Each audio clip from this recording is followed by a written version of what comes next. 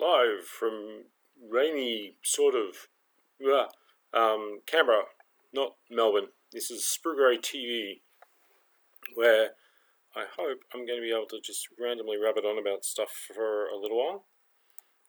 Just fixing things up.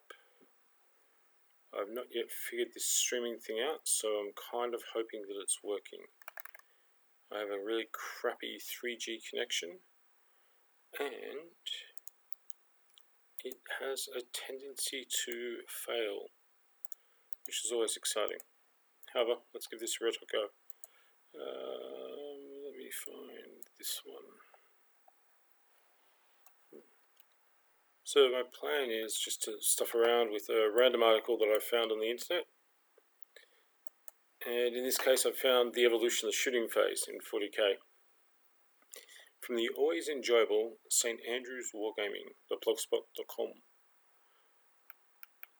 Because they featured me in part of their Get to Know a Blogger, which is always very brave, considering I hardly ever blog and my hobby is limited. But by going through this from the top down, it's quite simply an ongoing series, evolution of 40k, and let's face it, 8th ed is sooner rather than later. Is there anybody watching? Okay, oops, what happened there? That's what happened there. Okay, so I was just assuming that that's live and visible, because it doesn't tell me that it's not as part of the stream. That's not good, is it? Alright, let's try this. And remove that. Yes. And add a browser source. Yep. Okay. Let's move that so it's not in the way. And now find this.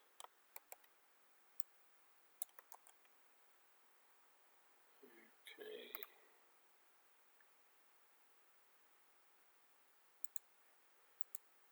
Cool.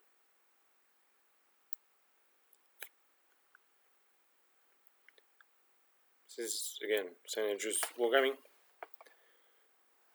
giving us a bit on the evolution of the shooting phase in 40k. Now, these guys have been kind enough to feature me in the Get to Know a Blogger. And in fact, if you want a bit of a read, and it's always kind of fun to read, check out the Better Know a Blogger series, because there's a whole heap of really cool guys on there. So, let's face it, 40k has always been about shooting, and it's had some pretty big changes, but now we're seeing some of the aspects of second ed maybe returning to the game. Let's completely ignore the fact that it's going all Age of Sigma on us and just wear that for what it is, because I actually think it will be a good thing. But the rules for shooting back in the day, we were going all the way back to Rogue Trader, and maybe one person out there remembers Rogue Trader. Models were restricted to a 90-degree fire arc, meaning their placement positioning became even more critical than in the current game. True line of sight was also used, and it had a big impact on what you could hit. Soft cover, vegetation, encoded neg1, hard cover walls and so forth encoded neg2. What we must remember though is back in the Rogue Trader days, it was a cumbersome game. I played a couple of games of Rogue Trader, and they lasted on average 8 hours each, and that was very small forces. So, whilst I can appreciate what they're doing here, as long as they put in the supporting rules to make sure that it doesn't go pear-shaped and become so cumbersome again, I can't see any reason why not. The other interesting thing, of course, with second ed was the use of things like vehicle hit tables, so that we would have the outlines of whatever we're shooting at, and then details, locations, armor, and rolls to get through, always kind of interesting. So any models with any special rules would also have an impact.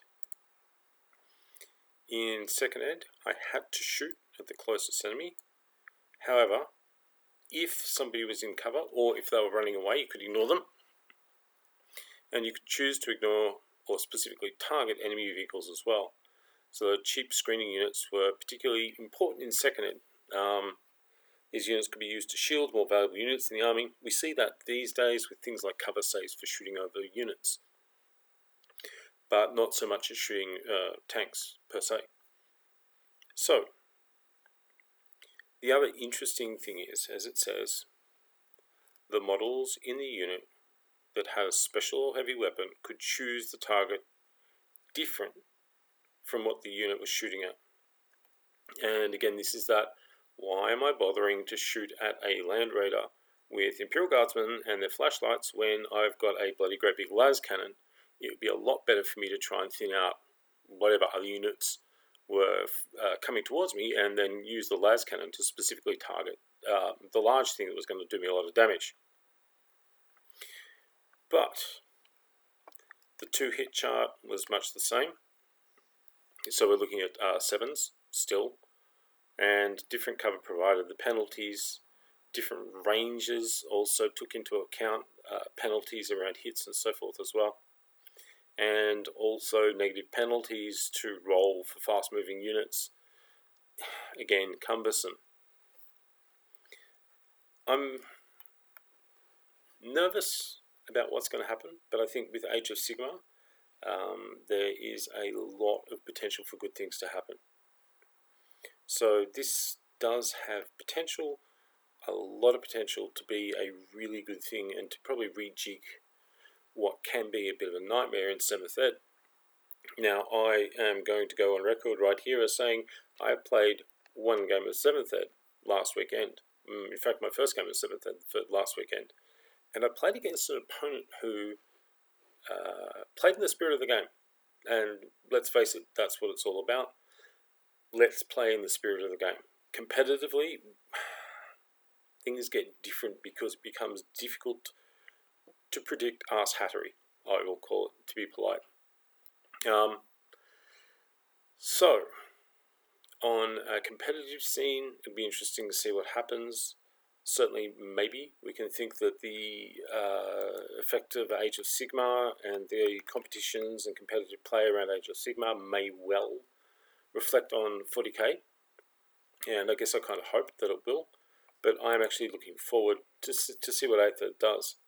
In fact, I even rejigged my Sisters of Battle to bring it into 7th Ed to play this game, and I wasn't broken within the constraints of what I could have done. In fact, if we go and look at things like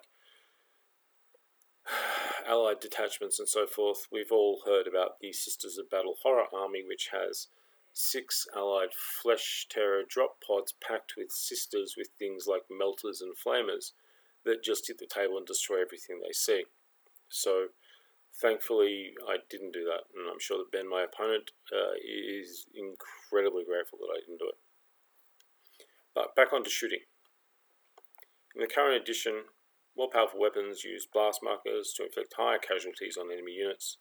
Unlike the current edition, though, blast markers were not limited to 2 standard templates. There are a number of different shapes and sizes that could be used for different weapons. Players would roll to hit. If the hit was scored, the player places the blast marker over the model, and everybody took a hit on a 4+. If the shot missed, the blast marker scatters. So then roll scatter dice and artillery dice to figure out how far the blast would land. If we rolled misfires, that meant that the shot may have been a dud, or even the weapon exploding in some cases. So for example, Orkies, the horror of firing a shock attack gun and completely muffing the shot, and just horrible, horrible things happening, not just to the poor snotlings in the shock attack gun, but also the orc wielding it. So templates still don't require hits, which is pretty cool, and they also aren't affected by cover. grenades can also be thrown in the shooting phase, so not one per squad. I don't quite get that. Why would I pay points for everybody to have frag and crack grenades and no one can throw them, or in fact one person can throw them, for example? So depending on the strength of the thrower in second ed, that would determine the distance that could be thrown. And we also remember the old sustained fire dice, where you could roll up to 3 dice, or you could jam and things bad would happen, particularly obviously shots wouldn't go off. Now, one of my favourite aspects of second ed was the idea of Overwatch, because as a giant war coward, I would stand all of my army back, put everybody in Overwatch, and then forego my shooting in order to bust shots off at targets of opportunity as they appeared. But this was only a one-off shot, and we've seen this as well implemented in a number of other games at a number of different times. We could very roughly say that the Infinity ARO system is very much like this, the reactive order. And it's, I think, a lot more realistic. It certainly makes life a lot more interesting. It's a very powerful ability because it meant that during during my opponent's movement phase, I could be busting shots off at them and thinning out lines, So if we take into account all the things that happen in second ed, there are a lot of modifiers, there are a lot of things that could go wrong, and as with all aspects of this game, second ed did what it did and third ed came along and did it better. Well, okay, they simplified it. And this is where the rest of the St. Andrews Wargaming post goes on, more about what happened in third ed, and then on into fourth ed, so particularly Firefight Frenzies, where it was just insane amount of fire and no one would really assault as such. But we were a lot more dependent on things like screening as well. So lines and lines of grots running in front of units of orcs, so the orcs wouldn't get shot and the grots would take all the fire. From there, we moved into 5th ed and basically major changes to the shooting phase again, being the game you used true line of sight again, so no longer had to be concerned about the effects of area terrain or which enemies blocked other units. If you could see it, you could shoot at it. Yeah, okay, that was fun. But particularly as we now start to take into account special rules like fleet and so forth, 5th ed was kind of good cover saves or die and multi-wound sort of characters run around the place. So there'd be a lot of cover heavy tables and a lot of standing and shooting. It was not the age of assault. But then as we go into 2012 and they released 6th ed, there are huge changes, even bigger than exactly from 2nd to 3rd ed. And this idea of pre-measuring. Weapon ranges, everything had to be estimated previously. Now, many veteran players would be upset by the fact that you didn't guess ranges anymore.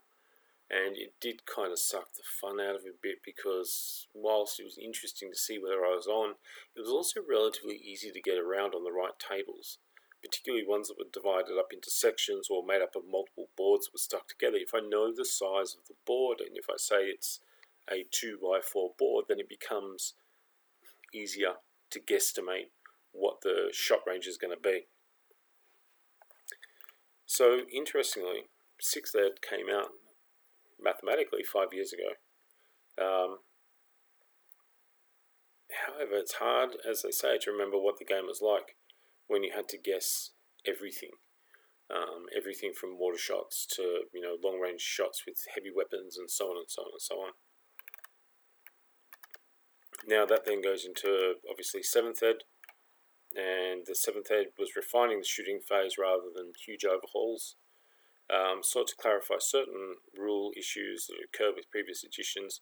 7th ed was a bit more cosmetic than anything else, I think. However, having said to that, it was really enjoyable. The game that I played against Ben and his Chaos Cultists, I think was a soft matchup for the Sisters of Battle. but Ben's Army was really thematic and quite a solid appearance on the table, so it was kind of cool. However, where was I going? 7th Ed was enjoyable. Mostly, I think, well, no, not mostly because, but enhanced by my opponent. And I am a massive, massive proponent of not being an arsehat. So we must remember that the people that we're playing against are human beings as well.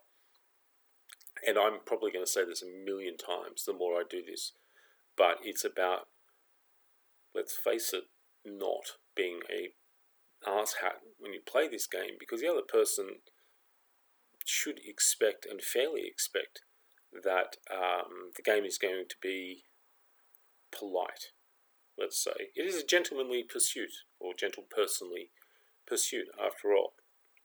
And there are certain, I guess, mores and behaviours that we should exhibit. Certainly treat other people the way you expect to be treated. I think that applies to the War Games table as much as anywhere.